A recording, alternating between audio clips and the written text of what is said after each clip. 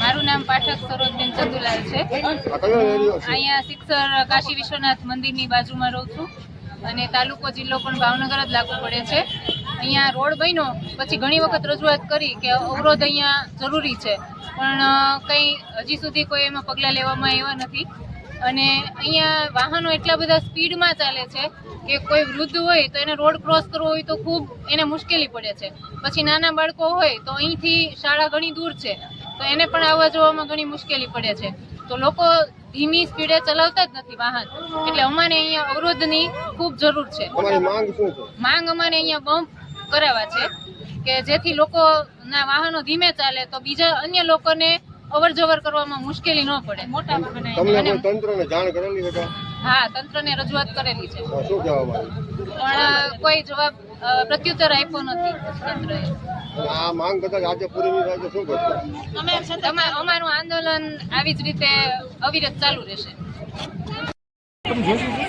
Sixer ગામ, તાલુકો જિલ્લો ભાવનગર। સિક્સર ગામની અંદર જે રસ્તો બનેલો છે, બાયપાસ પણ બનેલો છે, તો બાયપાસમાં મોટા વાહનો આવતા નથી।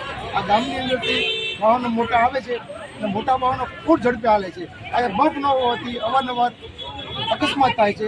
બાજુમાં સ્કૂલ છે, નાના વિદ્યાર્થીઓ હોય એ પણ જઈ શકતા નથી। વૃદ્ધ લોકો બાજુમાં મંદિર છે, મંદિર દર્શન પણ કરી શકતા નથી। માટે અમે પ્રશાસનને અવારનવાર રજૂઆત કરી છતાં લોકો ધ્યાન નથી આપતા નથી। અમારું આંદોલન છે એ આ સ્પીડ ચક્ર બનાવવાનું છે। અમારી માગણી પૂરી કરે એટલે અમે આંદોલન શરૂ કર્યું। સિક્સર ગામ, તાલુકો જિલ્લો ભાવનગર।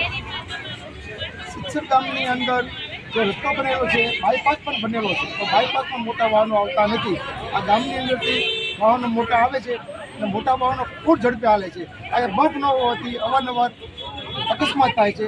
બાજુમાં સ્કૂલ છે, નાના વિદ્યાર્થીઓ હોય એ પણ જઈ શકતા નથી। વૃદ્ધ લોકો બાજુમાં મંદિર છે, મંદિર દર્શન પણ કરી શકતા નથી। માટે અમે પ્રશાસનને અવારનવાર રજૂઆત કરી છતાં લોકો ધ્યાન નથી આપતા નથી। અમારું આંદોલન છે એ આ સ્પીડ ચક્ર બનાવવાનું છે। અમારી માગણી પૂરી કરે એટલે અમે આંદોલન શરૂ કર્યું।